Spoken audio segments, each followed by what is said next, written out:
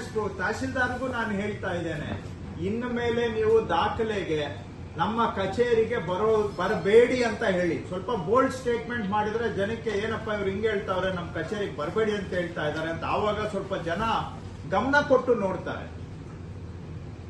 ದಾಖಲೆ ಬೇಕಾ, ನಮ್ಮ ಕಚೇರಿಗೆ ಬರಬೇಡಿ, ನಿಮ್ ಮನೆಯಲ್ಲೇ ಕೂತ್ಕೊಂಡು ಅಪ್ಲೈ ಮಾಡಿ, ಆನ್ಲೈನ್ ಅಲ್ಲೇ ನಿಮ್ಗೆ ದಾಖಲೆ ಕೊಡ್ತೇವೆ. ಅವೇರ್ನೆಸ್ ಮಾಡಿ ಸ್ವಲ್ಪ ದಯವಿಟ್ಟು. ಆವಾಗ ಜನ ನಿಮ್ಗೂ ಹೆಲ್ಪ್ ಆಗುತ್ತೆ. ಇದು ಅನಗ ಜನ ಬರೋದು ಅಲ್ಲಿ ಸುಮ್ಮನೆ ನಿಮ್ಗೆ ಏನಾಗುತ್ತೆ, ಯಾರಿಗೆ ಆಗ್ಲಿ ಜನ ತುಂಬಿಕೊಂಡ್ರೆ ಫ್ರೀ ಆಗಿ ಕೆಲಸ ಮಾಡಕ್ಕೆ ಆಗೋದಿಲ್ಲ.